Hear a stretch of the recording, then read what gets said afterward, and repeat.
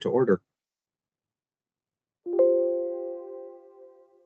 Thanks, Chair. And I'm here for Robbie, who's on vacation. So I'll be doing all the yapping today. So I think we would skip basically right to number 3, because we can approve the agenda unspoken unless there's changes. Are there any changes recommended to the agenda or requested for the agenda? Seeing none, we'll go to approval of the November minutes.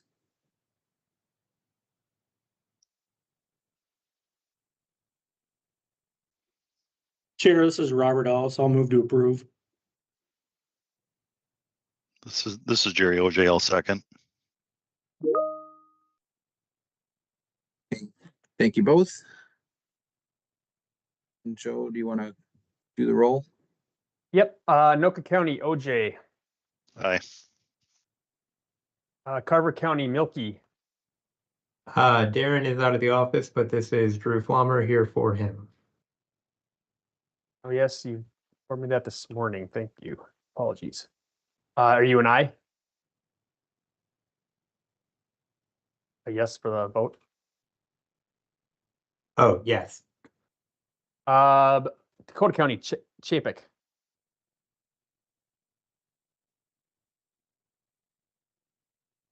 Okay, Hennepin County, Buell. Aye. Ramsey County, Rogenbuck.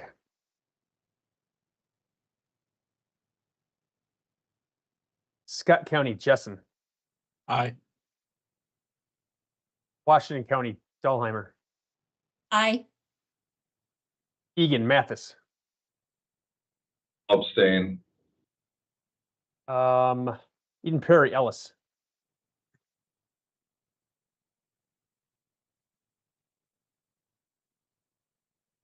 Ellis, I think you made the motion, right?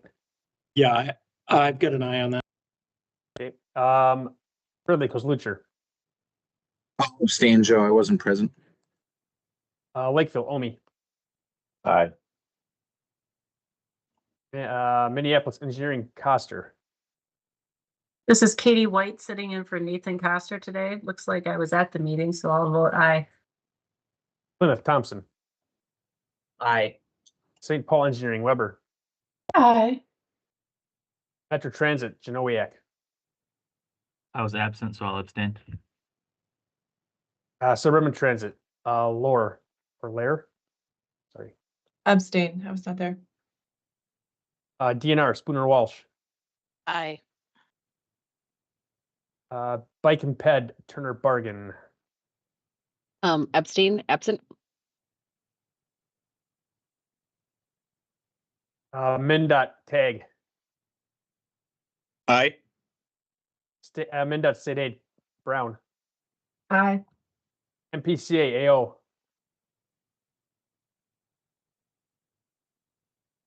Lord Dickerson. MTS Cole Hineker. I want to vote aye, Joe, but I want to. I know I wasn't there, and I know Steve wasn't there, but I feel like we had someone from Met Council there. So if I can follow up with you on just the attendance, the minutes otherwise look fine. And Tab with Sukos. Aye. Chair, 15 ayes, 5 abstentions, which is a quorum. All right. So I don't know that we have any public comment on business today. If anybody's here to just provide general public comment, I guess speak now. That has not been reported to staff, Chair. Okay, we'll go on to the tab report. Elaine? Thank you, Chair. Tab met on January 15th. For the chair's report, Chair Hovland reported that the Regional Solicitation Evaluation Policymaker Work Group met prior to tab. They reported later in the meeting. Hovland also welcomed new tab members, Mai Chung Jung from Ramsey County, Victor Lake, Pirate Lake, and Taylor Hubbard Chaska, appointed by Metro Cities, Don Dove, Tab District E, and Kevin Burkhart, TAB District B alternate, both appointed by the council. For the MnDOT report, Connie Seabjim reported that the unofficial total fatalities statewide in 2024 was 471, with 130 of the fatalities in the metro area. Of the 130 fatalities, 53 were on the trunk highway system and the rest on the local system. For the Minnesota Pollution Control Agency, Frank Kolash reported that MPCA has closed the Diesel Emission Reduction Act grant. Minnesota was chosen by EPA to receive $5 million grant to fund 19 electric school buses and will supplement that with VW funds to deploy additional electric school buses in the state. The climate subcabinet working on the climate action framework update for 2025. And MnDOT is leading the stakeholder input process for the transportation chapter of the framework. The Metropolitan Airports Commission, Bridget Reef, reported that CEO Brian Reichs will be presenting at the Metropolitan Council on January 22 on the status of MAC and MSP.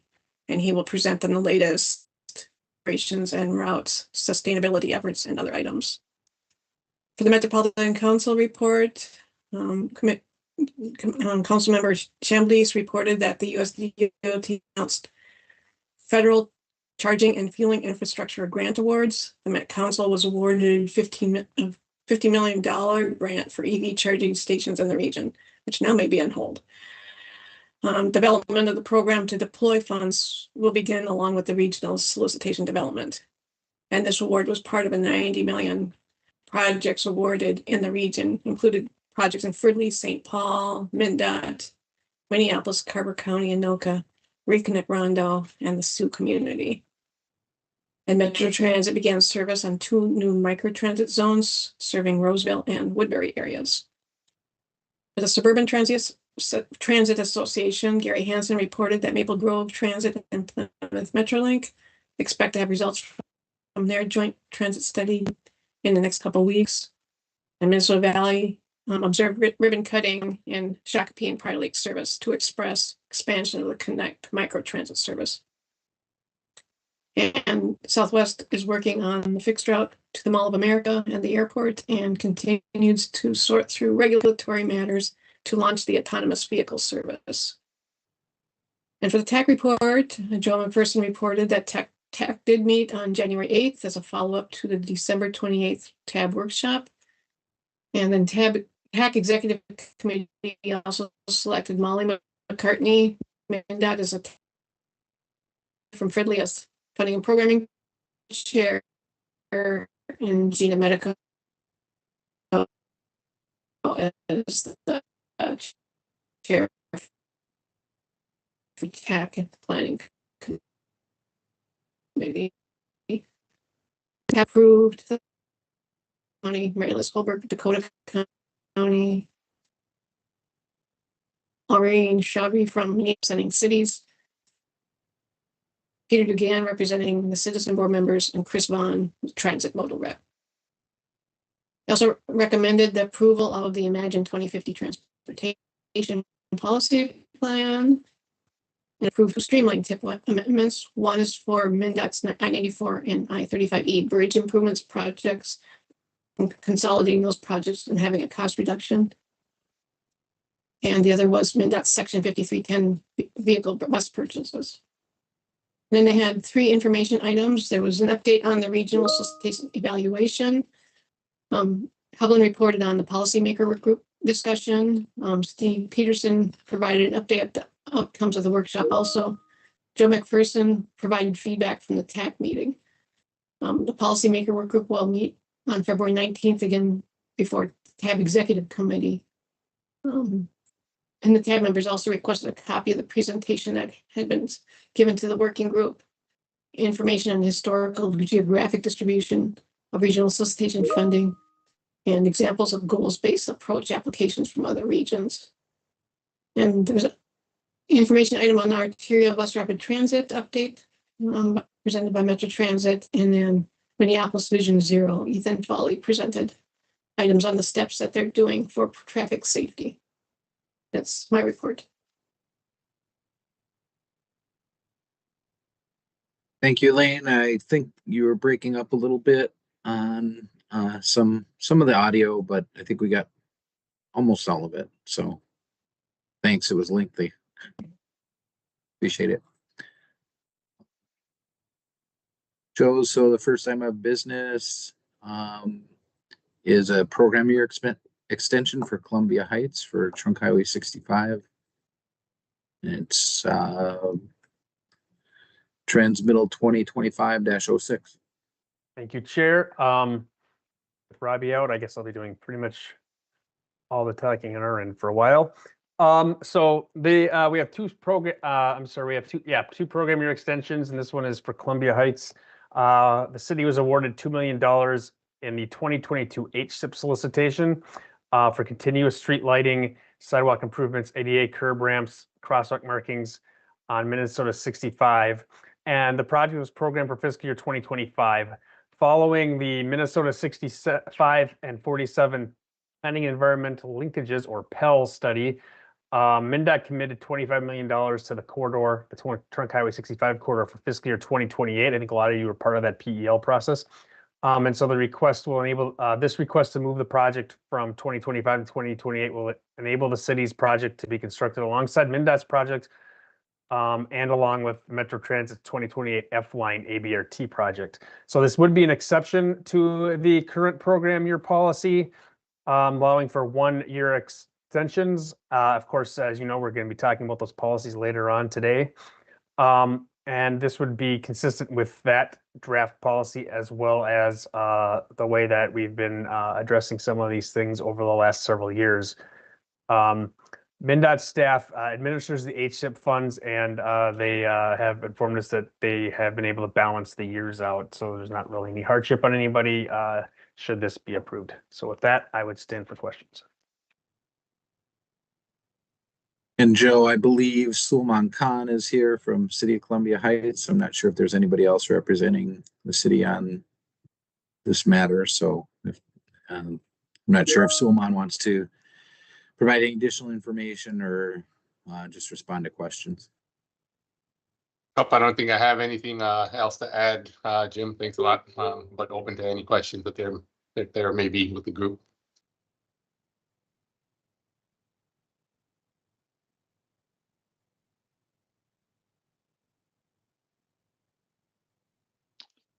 Any Chair, discussion or a motion to approve?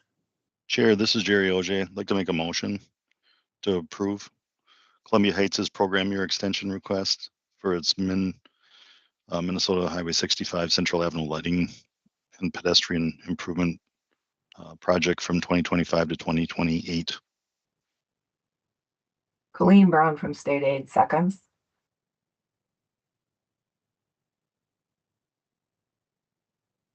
So we have a motion and a second. I guess we'll call the roll. Chair, OJ. Aye. Flummer. Aye. Dakota County here. Chapik. Ewell. Aye. Ramsey County, Rogenbuck. Scott County, Jessen. Aye. Wasn't doing that. Dahlheimer. Aye. Mathis. Aye. Ellis. Aye. Lucher. Aye. Homie. Aye. White. Aye. Thompson. Aye. Weber. Aye. Nowiak. Aye. Lair. Aye. Spooner Walsh. Aye. Turner Bergen. Aye. Tag. Aye. Brown. Aye. Anybody from MPCA, AO, or Dickerson? Yes, I'm here now. Thank you. Aye. Hineker. Aye. And Kotsukos. Aye. Is my audio better? That sounded better. Very good. Chair, the ayes have it, 21, and no noes and no abstentions. Thank you, Joe. Next item is a program year extension for Minneapolis Whittier HSIP project. Thank you, It's- Chair. Go ahead. Thanks. So Minneapolis was awarded 1.35 million in the 2022 HSIP solicitation, the same solicitation we talked about in the previous item, for unsignalized safety improvements, ADA ramp upgrades, curb extensions, and/or pedestrian medians, and bike buffer medians at 11 intersections in the Whittier neighborhood in 2022. Solicitation is requesting an extension from 2025 to 2026 to better align with its 2027 Safe Routes to School project along 26th, 27th, and 28th Streets in the Whittier neighborhood.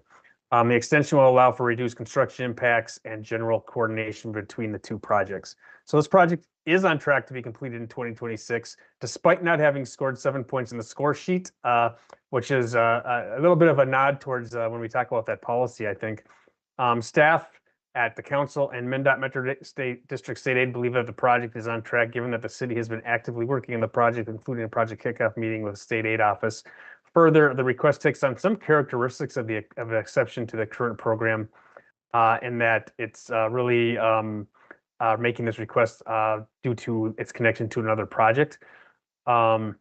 So with that, I would stand for questions, and really pertaining to the last item as well. We've been informed that the HSIP program years are balanced with this action as well as the previous one. So with that, I'd stand for questions. Thank you, Joe.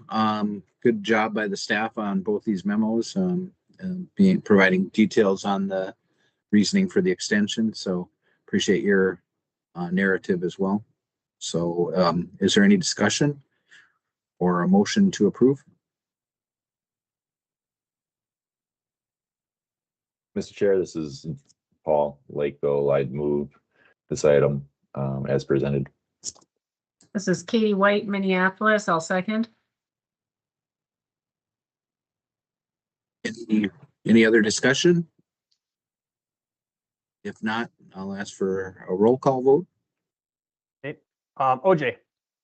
Aye. Plummer. Aye. Buell. Aye. Jessen. Aye. Dahlheimer. Aye. Mathis. Aye. Ellis. Aye. Lucher. Aye. Homie. Aye. White. Aye. Thompson. Aye. Weber. Aye. Janowiak. Aye. Blair. Aye. Spooner Walsh. Aye. Turner Bargan. Aye. Peg. Aye. Brown. Aye. Dickerson. Aye. Hiniker. Aye. And Kotsukos. Aye. 21 ayes. Nobody else. Ayes have it. Thank you, Joe. And next item on the agenda is a policy update for program year. Thanks, Chair. You have seen this before. We have a couple new members, but most of you have seen this before, as well as the next one. We brought this, I think I have it right here. We brought this to funding programming in August after a process with a working group, and the meeting the item has come back for reasons I'll get into in a second. So I know some of you are part of that working group, and we were reconvened. I thank everybody for their time. This has been going on since, I hate to say this, late 2023. Due in part to some of my duties, and due in part to some of the pieces that have been slower to move through, particularly with this being sent back a couple months ago. So the impetus of doing this review of the scope change policy update was that most scope changes after about 2017 or so have been related to eliminating part of a project that will be completed as part of a different project. The primary example would be a larger project enveloping a piece of a smaller project, and then that piece of the smaller project sort of being moved to the schedule of a larger project. So there are three key changes that are shown that really were shown for the most part last time. One of them is moving project elements to another project without any on-the-ground changes should be approved, and that's something that we haven't really had any guidance on up to this point, whether that should just be approved. And I think the committees as well as the working group thinks that it should. So it should either be approved administratively, but that's only if the value is less than 10% of the awarded amount up to only $500,000. And if it's above that, then it would be, the guidance would be to approve it through the committee process. If it's above that threshold. Federal removal amounts of up to $50,000 won't result in federal funding being returned by the applicant. The reason for that is that as a staff, we've always had difficulty really retaining any amount, and a small amount really isn't worth return. And then for otherwise administrative projects, up to $100,000 in federal funding can be returned by the applicant through an administrative action. That's going to be a pretty rare occurrence. I was asked about this morning, in fact, by a member, and I found one example of where this could happen. I know this happened at one other point, but it'd be pretty rare. But it's another way to avoid the process if you're an applicant and you're willing to give up funding. Somebody wanted to do that, and I wish I remembered who. And we weren't able to, as a staff, feel like we could do that. So TAB sent this policy back to the process, technically to TAB, but to TAC, but it was brought back to the funding program committee to move alongside the other one for two reasons. One, they were concerned that movement of 10% of the project value could lead to moving, for example, like $3 million from a $31 million project without any committee review. And there was a little bit nervous in there. So the flat fee of $500,000, or not flat fee, the flat amount or cap of $500,000 alongside that 10% is added to address that. The other concern that they had is that they were concerned that multiple changes to a project would cause committees to sort of lose sight of projects. So there's language added to that, and this is what the working group came up with, to consider the cumulative movement of funds as part of the 10% or $500,000. So it really wouldn't take much to, in a second time through the process, to say, well, that we've now hit that cumulative 10% or $500,000. We're going to have to go through the process. And on the previous action, I don't have it up anymore. So you might have noticed project history, and it said that it was the first time through the process. That's what we plan to add. Project history to show that this is the first time for the process, or that there's been other times for the process. So members feel like they're getting a better sense of the history. That's not really written into the policy language, but it's something we probably should have been doing the whole time, to be honest. So with that, I will stand for questions. The two changes are the $500,000 cap added to the 10%, and then the considering that cumulative for any efforts that the projects go through. Thank you, Joe. Is there any discussion on this item? I think you summarized it well with the last few words there with the two changes requested from TAB. Chair, this is Emily Buell from Hennepin County. Just a comment here. I'm looking at page 6 of 11 for the tracked changes that I see. So that last paragraph above the formal scope change heading. Just wanted to note that we're supportive of that $100,000 note there as a starting point. But if there were to be any future updates to this policy, we might recommend revisiting that and increasing the $100,000 to reflect some of the construction costs that we're seeing today. Thank you. Thank you for the comment. Thanks. Other comments or discussion?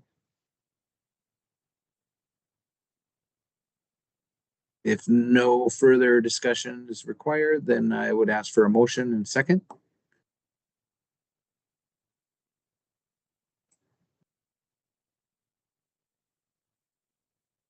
This is Chair. This is Maddie Dahlheimer from Washington County. I would motion to approve the scope change policy as written. Thank you, Maddie. Is there a second? This is Jerry Yes, OJ. Jerry. I'll second it. Thanks, Jerry. Joe, we roll call since we have a motion and a second. No further discussion. Will do.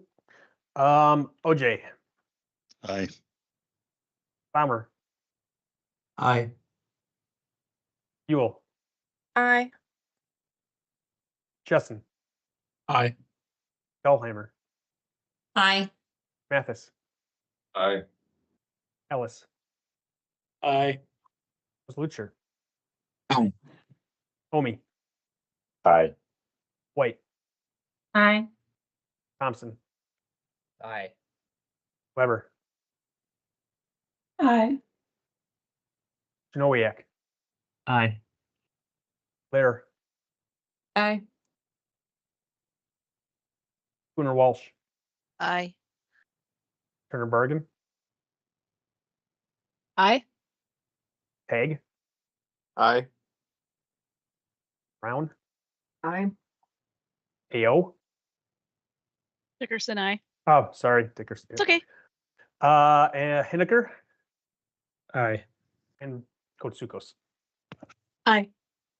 for the third straight time, 21-0-0. Thank you, Joe. Appreciate that. And the next item is another scope change policy update. Or it's another policy update on scope changes. So Joe, I'll let you take this one away too. Thanks, Chair. This is the program year policy. And this one might be a little trickier to get through the process than the previous one. I think the previous one was just a couple of small changes away. The last one surprisingly didn't get through the TAC. I was nervous it wouldn't get through the tab, but didn't get to the tab. So I'm going to remind you of the beginning of the process was very similar to the previous policy change. That the impetus was because most of the program year extensions we started seeing were made by applicants whose projects had become component to a larger project that was either programmed for a later year or ended up being delayed. And so those things sort of came out of the control of the applicant. So the changes shown that are pretty much what we saw last time is we've got some small clarification language to prevent unvetted applications from coming in at the deadline. The deadline is December 31st of the program year, and we added some language that would sort of discourage just telling us for the first time on New Year's Eve that here's my change if in case it doesn't meet expectations. We've always included in here exceptions to the one-time one-year limitation due to extraordinary circumstances. This has been expanded a bit for some comments beyond allowing for exceptions beyond the connection to another project. Removal of the MnDOT score sheet. That was one of the things I was wondering about at TAB. This did become a bit of a sticking point at TAC. The reason that the working groups was suggesting removing the score sheet, and it hasn't changed, is that the scores are not particularly meaningful to project readiness. Not 10 minutes ago, you approved one that didn't meet the 7, and with assurance from staff that it was okay. This is something that can be we really believe can be determined less formally. And then the points in this current score sheet aren't necessarily they don't necessarily make a lot of sense. They're not necessarily available to all projects based on the type of project that they are. So project readiness on whether you can start in the next year or not is sort of a better indicator and a little bit less of a rigid 7-point scale and more of a judgment by the process, by the people watching the process. So the score sheet as written now also discourages early requests. We had an example of this several months ago where somebody scored a 5 or 6 in July, but it was allowed to go through, so they didn't have to wait just to meet a score. They didn't have to wait until December, which would have wreaked havoc with the programming of some projects in the recent solicitation. It would have been a headache for several people involved. So that was a really good and sensible choice. And so the attached deadline, you'll see the score sheet being replaced by a series of questions related to the project timing and circumstances. Those were added after being sent back to the Funding and Programming Committee. I know that the track changes are kind of a lot to digest in this one. Several deadline changes, those weren't really addressed in the last discussions. And then reference to requests being placed on the tab consent agenda. very small point, but I think all of us, when we saw that that this was supposed to be on the tab consent agenda, sort of were surprised by that. Nobody's really had strong opinions on whether they could or shouldn't be on the tab consent agenda. It seems like more of a chair call. If it's very routine or not, but probably exceptions wouldn't be. So at the TAC meeting, they referred the item back to the Funding and Programming Committee. There were two concerns. They were concerned about removal of the score sheet, which the working group has held strong that doesn't necessarily need to be removed, though we have added, I shouldn't say we, the work group has added a number of questions that really get to the heart of what's going on and maybe can be absorbed by policy and technical committee members in terms of what's gotten us to this point and how ready the project is to move forward. And then there was a sentence that kind of upset some people. It's that said that in each case, a project would have to show that it's really authorized in the current program year in order to get an exception. That really put sort of extra burden on these and wasn't necessary and didn't make a lot of sense. So that's been removed. That was a pretty easy change. So then we did bring the policy update as an information item to tab at the following meeting after it was sent by TAC, and members expressed concern with the potential for indefinite requests being made for the same project, kind of similar to the last policy where they were maybe a little nervous about losing sight of the project, a little nervous about maybe a project just getting to linger for years and years and years. So this has been addressed in the proposed policy by requiring a third or beyond a third request that would have to be brought to the TAB Executive Committee for approval just to go through the process. TAB Exec meets every other month, and it would be sort of incentive not to have a lot of those, and for TAB Exec to decide, whether this is something that that makes sense to go through the process, do some of the hardships that the project has received. And then members also expressed interest in allowing for exceptions to the one-year, one-time requirement for reasons beyond being tied to another project. So there is language tracked higher pages in this that actually sort of loosens that, where it had said if you're tied to another project, you can get exceptions to the one-year, one-time rule. Actually, TAB was interested in seeing more flexibility than even that. So that's all I have. I know that was a lot to go through in a quick period of time, and this one is I'd say a little trickier, a little more involved than the last one, but with that, I'm here for questions, and I know some of you are participating, and again, thank you to everybody for their time.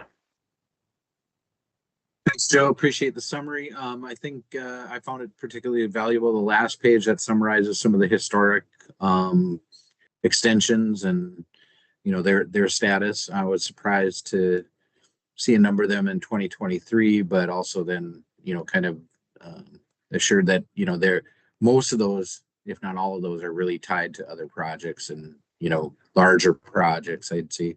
I just want to clarify one thing. I think you said TAB requested that third extensions be submitted to their executive committee. Is that right? TAB showed concern that items would linger for a long time. And if somebody knows the history, I'm getting a little into the weeds, better than this, let me know. But I think TAB was less specific, and that's what the third extension request is what the work group came up with as a way to address that. Okay. Appreciate that clarification. Okay. With that, I guess I'll open up for discussion and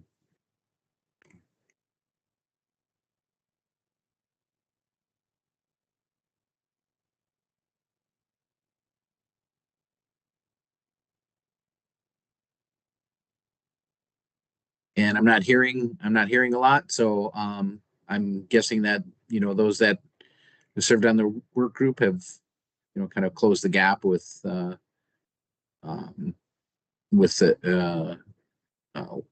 what TAB requested and are satisfied with this. So I'll entertain a motion to move this forward. Colleen Brown from State A moves to approve the policy as updated.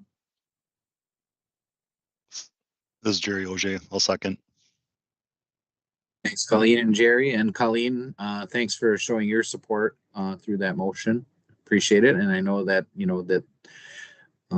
those extensions do have impact on your staff and working with these projects. So appreciate that you're supportive of this change. Any other discussion? All right, Joe, I guess we'll take a vote by roll call. Thank you. OJ, Aye. Flummer, I'll abstain from this one. I just haven't been in Minnesota long enough to have a real opinion. Buell, Aye. Jessen, Aye. Dahlheimer, Aye. Mathis, Aye. Ellis, Aye. Lucer. Aye. Omi, Aye. White, Aye. Thompson, Aye. Weber, Aye. Janowiak, Aye. Blair, Aye. Spooner Walsh, Aye.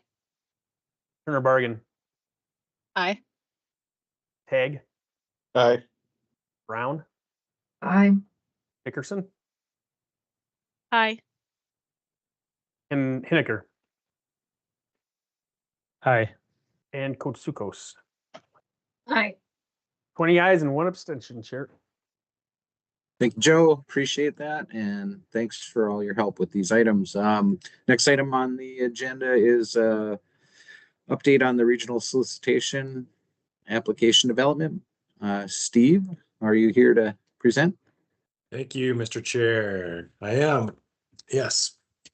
So I'm all talk for the next little bit. I guess it can take as long as we need till the end of the meeting, but short as we want as well. But wanted to give you an update on where we're at with the regional solicitation evaluation, as F&P has been an integral part of that over the years. I wanted to start with a recap of a workshop that we did. So back December 18th, after the TAB meeting, we did a policymaker workshop. It included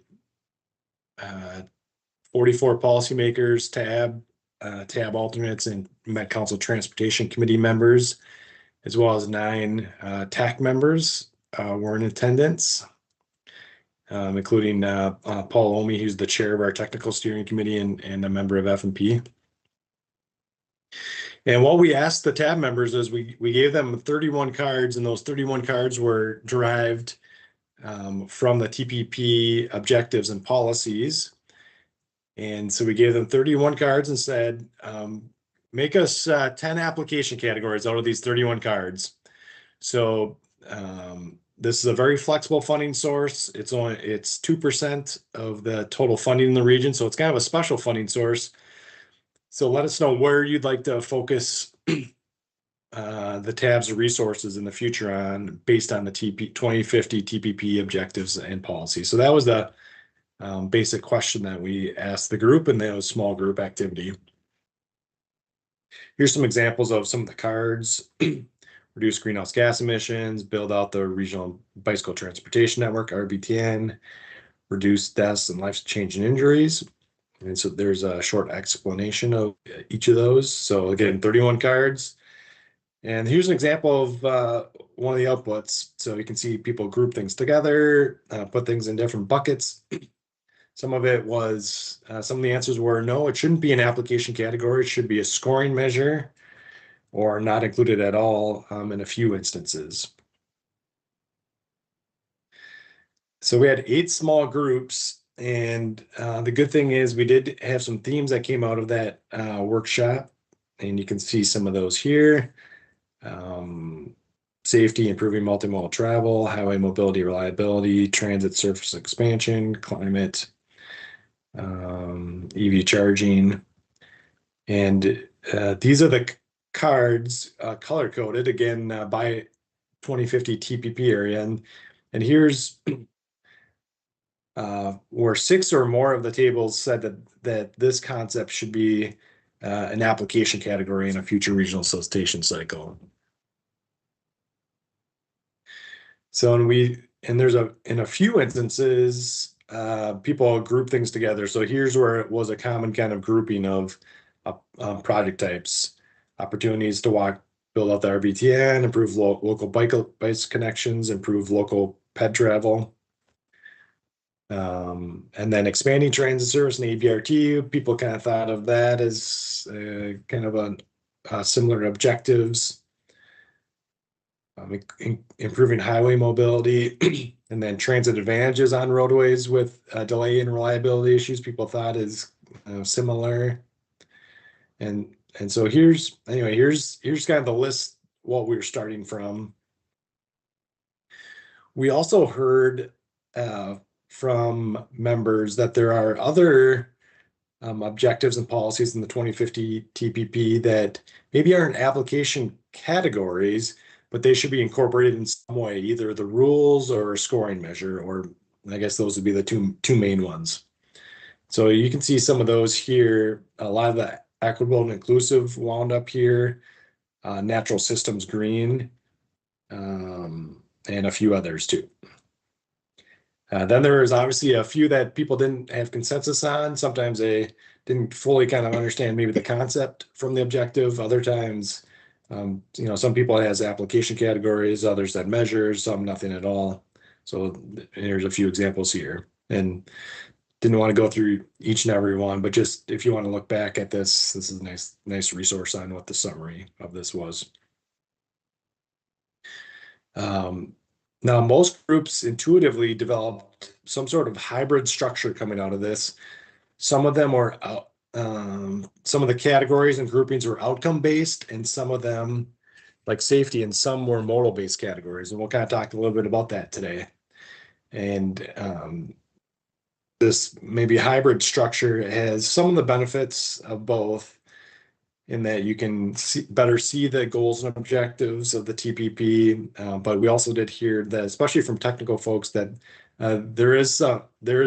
people do like the modal-based structure, because that's in some ways how people think about projects from an agency perspective and when they apply. So here's an example of what we have today. Again, we've got the 3 modal categories, and then TAB creates modal funding ranges for each of them: bike, ped, transit, and roadway. So a few of the things that we've identified, and policymakers and technical folks as well, is one, we have some new areas that people would like to invest in, EV charging being one of them, travel demand management being another one that doesn't fit. Before, we kind of grouped it with transit, but doesn't really fit there perfectly well. Then also they said, well, it's tough for us to focus on safety and the current structure and tell you how much money you want to put towards safety, because it's buried within the measures of specific application categories today. So those are a few things that we've heard as maybe limitations of the current structure on this slide. So in this example here, this is an example of kind of more of a hybrid structure, or maybe a modal plus example. We keep the modal areas of bike, ped, transit, and roadways with application categories underneath it, similar to today. But we also pull out healthy and safe as a 2050 TPP goal. And we pull out climate, because that would house things like the EV charging and TDM, and potentially things like resiliency. And this would be a better way to address some of the concerns, but yet still keep some of the basics that people like of the modal structure. So one thing that we did hear too from the policymakers, and Chair Romy, who was at this meeting here, the last policymaker work group, was they certainly want to hear from the technical experts on how we move from the TPP objectives and policies to specific application categories. And there's quite a jump from kind of what we heard at the workshop compared to where we need to get to, so people have a sense for kind of natural groupings of project types that can compete against one another, and at the same time keep it to a manageable amount of application categories, and hopefully something similar or less than the 12 or so categories we have today. So that's just a kind of a brief overview, but did want to see if people have questions. This was a general update. We are going to the technical steering committee. I'll go just to the schedule here and then back to it. Next week, 1 to 3 the in-person meeting. And there's kind of an equal representation of counties and cities and others on that group.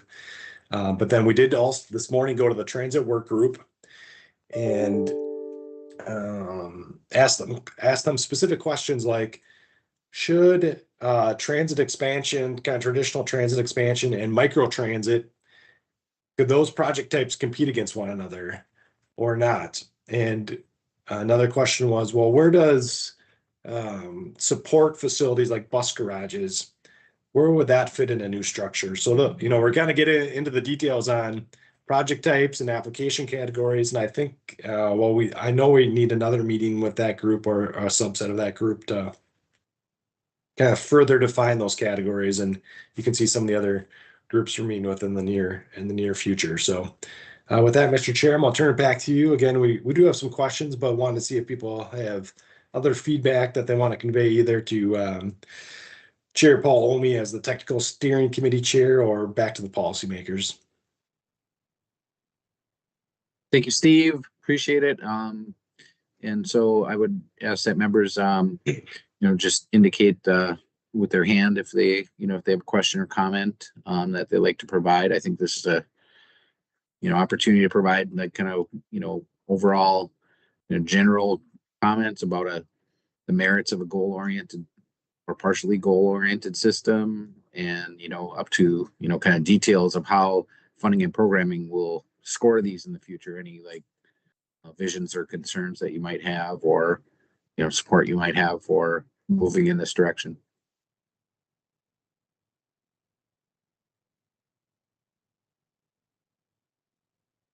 Emily? Hi, this is Emily Buell from Hennepin County. I have a comment and a question. Just looking at this slide for dynamic and resilient, I guess our comment would be is, we're interested in the hybrid approach here, but a little concerned if the dynamic and resilient category just becomes a catch-all for some of the remaining application categories that don't fit into the just climate or healthy and safe at this time. So just wanted to bring that up. And then just a question on bridge projects and kind of where those fit in and what kind of discussions have taken place to date. Thank you. Great, good question. Steve, go ahead. Yeah, thanks, Mr. Chair and members.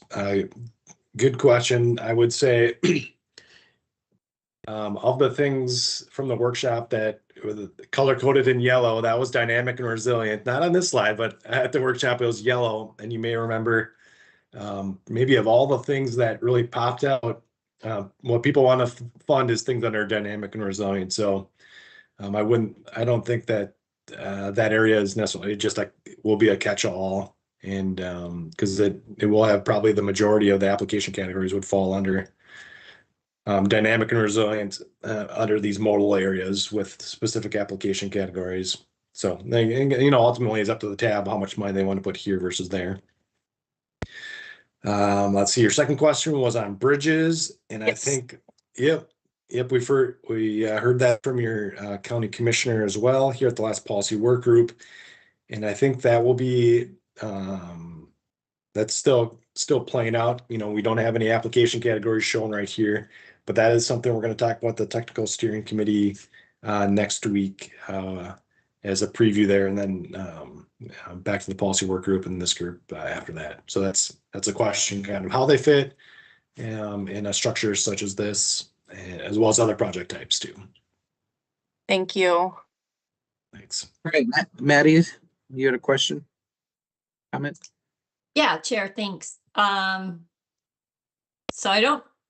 Steve's heard a lot from Washington County, so I won't reiterate comments that have been shared in the past, but I do think, Steve, some of your comments at the end of your presentation here kind of hit the nail on the head of some of this discomfort about setting these application categories. I think for technical staff, it's hard for us not to project this forward into thinking through what those scoring criteria might look like under each of these categories, and then how that applies or how we insert real world projects into these different categories. So, I don't know if it would be helpful as you're moving forward with the technical working group or other groups to essentially take projects from the latest round of regional solicitation and use those as real world examples as to like where things would slot in.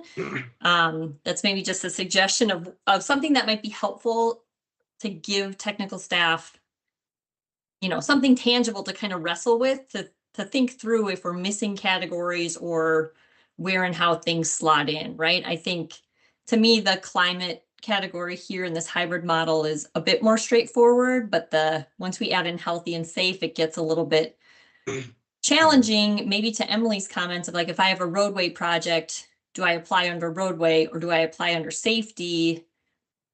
If I have a trail project that has a safety benefit, is that going to be competing with that roadway project in that same safety category? I think that's where some of this unease is. And I think the concern is if we set these application categories and say those must be set right now before we flush out some of these things further down the line, we might paint ourselves into a corner that is not helping us achieve what we're hoping to.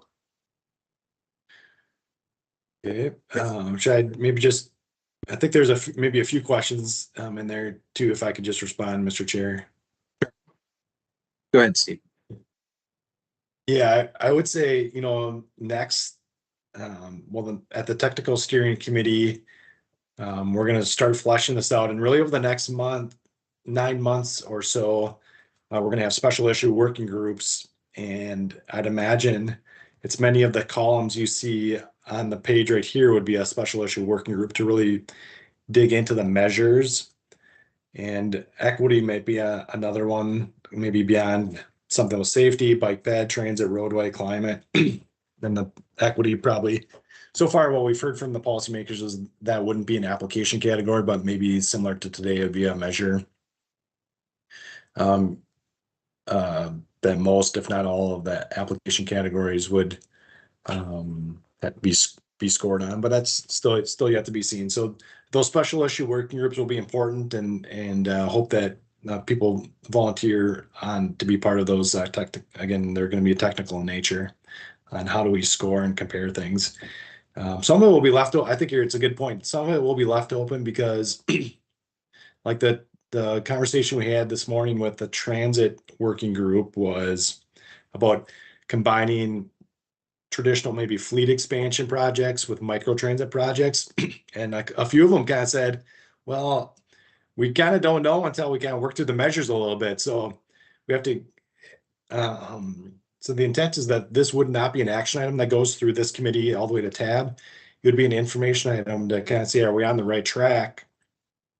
But give us a little leeway to kind of go back after we dig into the details and say, well, this application category that you thought you wanted doesn't work or should be combined with this one for this, X, Y, and Z reasons. So I think that's a great point, Maddie. Great. Thanks, Maddie. Appreciate those comments. Scott.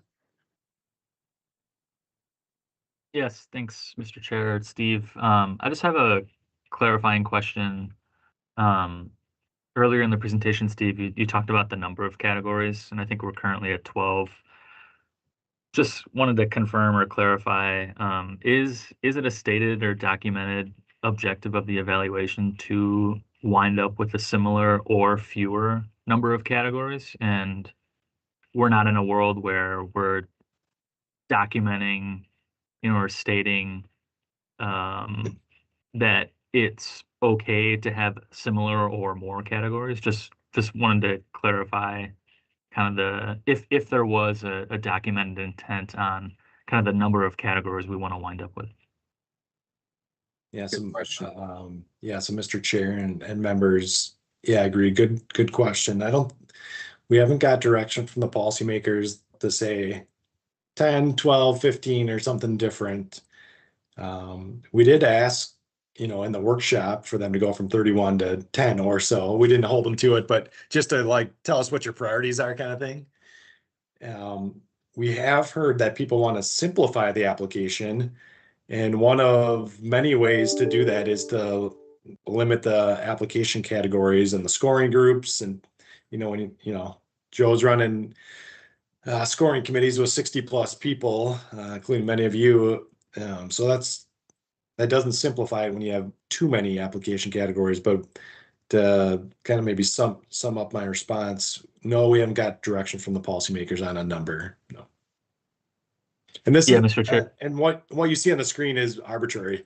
That's not like the number that we've heard. That's just a broad display, something to display the concept. Yeah. Yeah, and I was tracking some of the conversation this morning at the transit planning working group, and I can see how it becomes a conversation about that balance of number of categories and competition to create and all of that. So just wanted to clarify if there was a direction on the number. So I appreciate the info. Thanks. Great, cool. Yeah, I'm trying to remember from some internal discussions, Steve, to Maddie's comment, have we done a analysis of the criteria in the existing applications, which are largely a lot of the same application categories, against the TPP objectives? Like, have we looked at how many of the measures would tie in nicely with the new TPP's stated outcomes in terms of what they're measuring? Or is that in the scope early on, I should say? Yeah. Thanks, Mr. Chair and Cole. So I say we've done that from a project perspective. So going into the workshop, we looked at all of the objectives and said, all of the project types, will they fit somewhere? And the answer was yes. And we had a kind of a spreadsheet where we went and did that exercise. And now I think once we get some more draft future application categories, that same exercise should take place to see, like, people are really like funding this. Does that have a place somewhere? And is there a natural kind of landing place for those, whatever type of project? But you're asking more about the measures, huh? Yeah, thinking about, I think there is certainly a factor of, are there project types that will fit? But I think a little bit of what Maddie was getting at too was, are we going to be able to evaluate the projects the way we've done in the past with some of the important measures? And do those measures line up with these categories that we've structured in a way? And I think we have to do that anyways, because our starting point is always going to be the past set of measures, just because we know how to measure them. But it's a matter of, is that a first check we could do before we even go down the deep rabbit hole of what new measures do we need? Is how many of the existing ones would even fit the new structure? Yeah, so Mr. Chair and members, yeah, I think that will be an exercise that we go through. One thing we've talked about, and we haven't, we've heard this feedback, but haven't got kind of the full direction from the policymakers yet, is if you have a category on safety, then you've got a limited amount of measures focused just on safety, whether it's one from the past solicitations or not, and only measure a few other things. And I think we heard that from the technical steering committee too. The feedback was, we don't need to measure everything in every category. If that's another way to simplify this. And I think the starting point would be to look at the past applications and say, does that measure still work with the objective or the policy that was generated with this application category? In some cases, the answer will be yes, and some it will be no, I would imagine. But people have already talked about, like, cost effectiveness, readiness, some of these other ones. Do we need it for every category? And the answer may be no to some of those. I think Molly had her hand up for a second. I'm not sure if it was in response. Yeah. Well, Steve, you answered that well. I was just going to jump in and say we've kind of started down that path. This is Molly Stewart with the SRF. I'm part of the consultant team helping here. So that is definitely, the starting point is we've started to go down the path of looking at what we have for current measures, which ones don't apply, like Steve said, and then what else new is out there. I mean, 10 years, there's been new data sets and new requirements out there. So we're going to have to make sure and incorporate that to it along with the updated TPP. Yeah, thanks. All right, Russ. Thank you, Chair. Steve, how does this compare the hybrid structure that's being suggested to other MPOs that had a hybrid structure? I think maybe San Francisco had one, and then maybe even to, that may help with even Cole's question too on what kind of measures they were using for their hybrid structure. Good question. Thanks. Yeah, thanks. So Mr. Chair and Russ, good question. I'd have to probably look back into it a little bit more to see if there's a kind of pure comparison to MPO, or if we're kind of creating our own thing a little bit here too. So I'd have to maybe get back to you on that. But I think that the main point of the peer review is that people do it in a number of different ways, and there's no kind of one correct way that everybody's doing it across the country. But there's many different models to distribute funds that tie back to the goals. And Steve, I'm not sure if Molly might recall a little more detail on that, but yeah, she might. So. Yeah. I was going to say we're getting into the measures and I think we're a little premature because we haven't quite gotten in there. And but as Steve mentioned, there are many different ways that MPOs are doing it. But I think again, next steps here are we're going to take our list, what we have currently, what is available that we know of from just new data sets that have come out, and then looking at more detail from those MPOs. So I think Steve mentioned it was brought up. San Francisco is one that I think is a good example that's doing a goal focused or an outcome focused one. And we intend to maybe follow up with some of these MPOs too as we get into more of those details. Our first discussion was more at a high level of how are you doing it now? How do we execute that as a follow up? So good questions. I think we're a couple weeks here ahead of where we are at in the process. Yeah, I think that maybe just to add on, Mr. Chair, quickly, I think there's almost like a second phase to our peer review, and Russ is maybe kind of getting at this, where the first was very, very high level, and now it might be worth a second swing at it to look at some of those details on how people are kind of effectively comparing projects and scoring projects and other rules and things like that. So. Thanks, Steve. Obviously, with this committee, being involved in the scoring, and developing the scoring. So that's going to be our, go-to is how it impacts the group here and, and scoring equitably and, achieving those goals. Can you speak to how maybe, this kind of hybrid or more goal-oriented structure carries forward during the next TPP update? Does it facilitate inclusion of any kind of steering that the council might do? Is that part of the benefit of thinking about this and going this route potentially? I see Cole's got his camera. Yeah, maybe I'll let him take that as. Yeah. Well, I think it's really helpful. One of the things that we look at, we obviously in the plan, we have a strategic structure of goals and outcomes, and then we also have modal investment plans. But one of the first things that we do is we try to understand what the issues that the region is struggling with. And we also look at the progress that we've made with some of the investments since the last plan. And so those are things where a structure like this is intended. I think a lot of it depends on how well we do it, but is intended to provide more insight on what did we get for these investments and how do they address the needs that the region has, and are there gaps in those needs that we need to identify. So the one thing I would say though, Jim, is I doubt it would influence like a 5-year update, but the next 10-year update, 10 years from now, because you do want to let it play out for a significant amount of time before you really start rethinking it.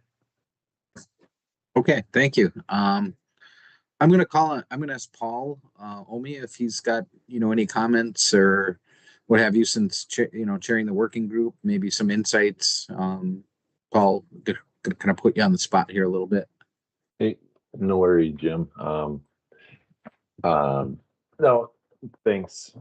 And Steve did a great update on where we're at right now. I think I'd just like to highlight the policy working group meeting that we had earlier this month. I think it was on the 15th.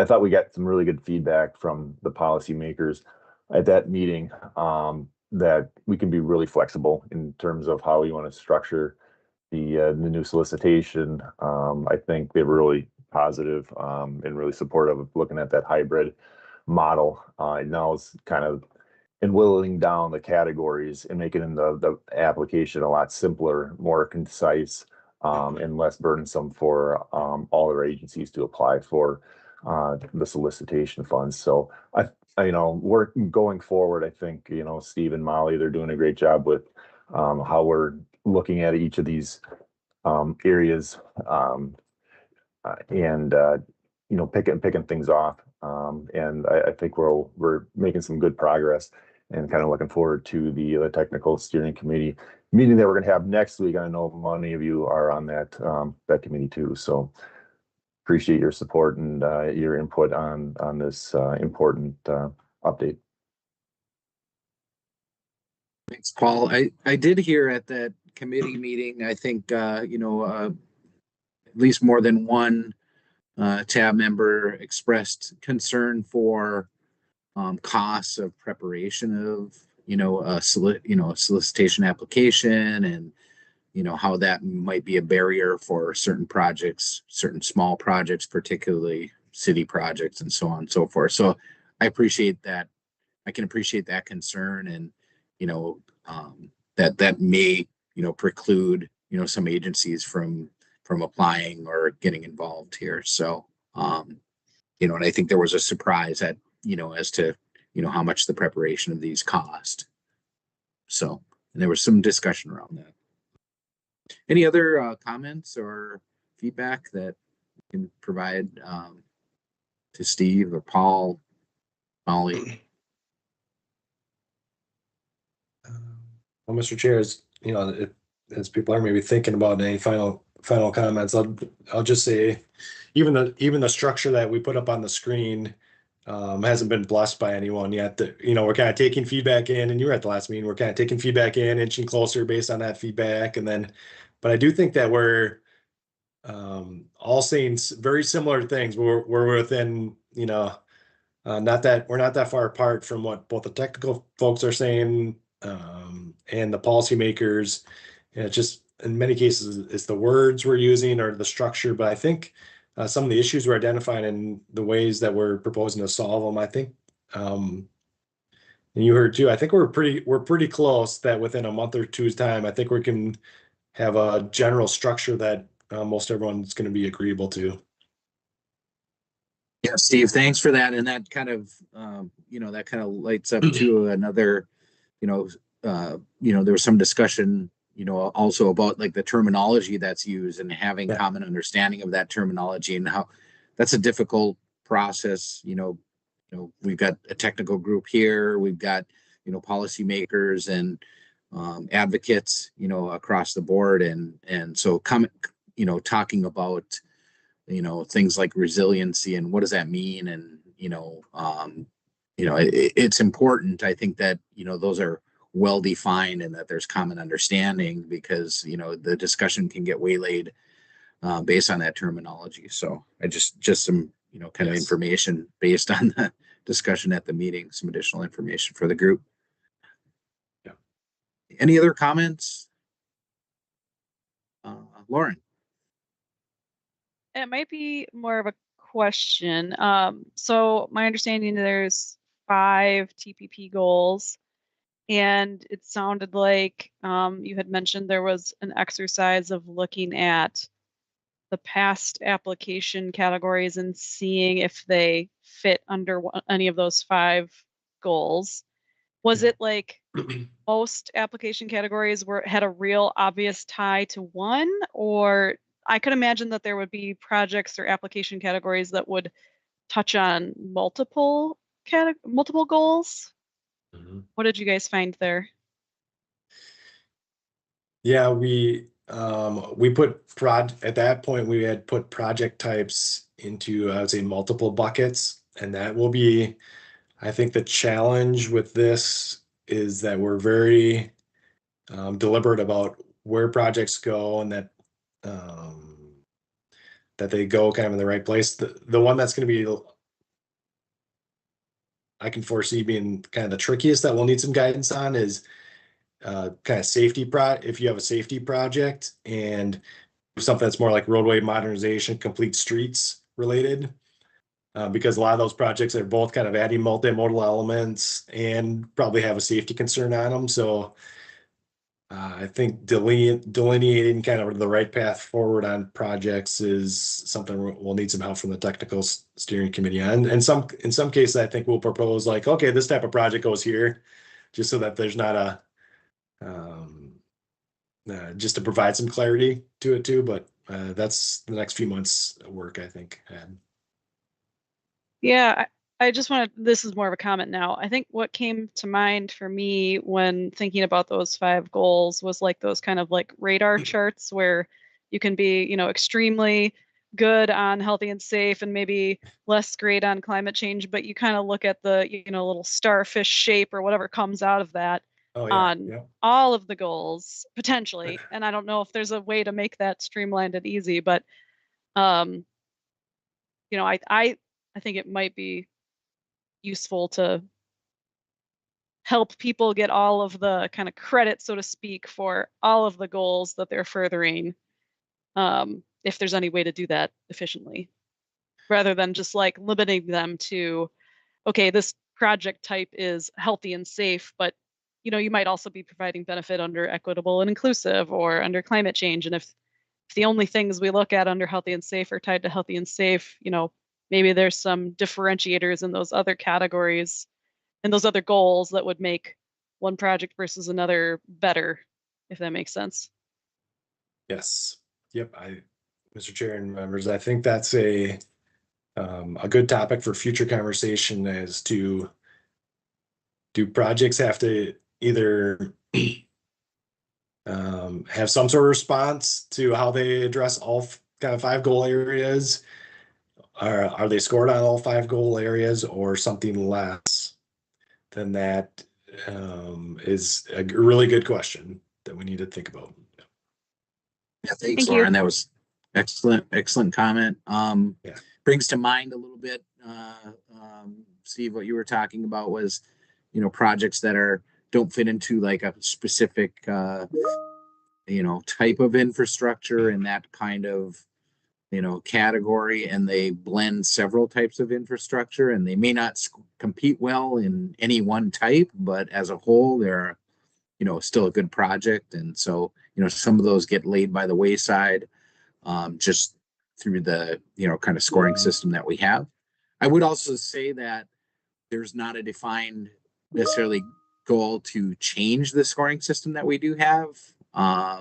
Right. And that's what I heard at the last meeting, that, you know, anything that's developed here as a possibility might, you know, well be compared to the existing system. I think, you know, so, you know, that, you know, I think helped us to feel a little more comfortable with, you know, entertaining options. Yeah, Mr. Chair, I think that'll be a natural kind of ask, like it was 10 years ago when we moved from roadway projects selected by functional classification and the E minor classes. People still wanted to see kind of where that landed so we tracked kind of both ways the first couple cycles just for that reason, because people were like knew the past, like what they're used to, but how does that fit a new maybe tweak system? But if it ends up something like I showed on the screen, where it's almost like a modal plus hybrid scenario, I think that's an easier adjustment maybe to get to. Thank you. Any other comments, questions?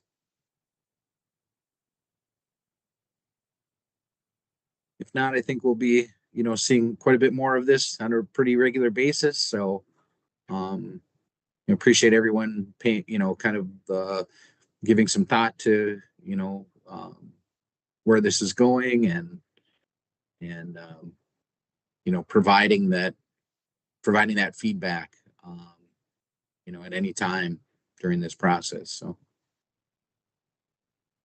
I guess with that, you know, we'll move on to other business. And Joe, I'm not sure if you want to weigh in if there's anything else. Chair, there's nothing from staff I don't think, not for me anyway. All right. And then I guess I'd entertain a motion to adjourn.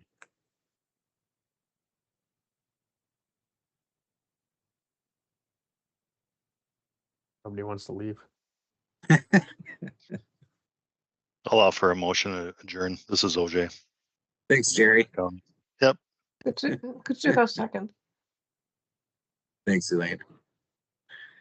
Appreciate everybody's time today, and thanks. Thanks all. Thanks, Jim.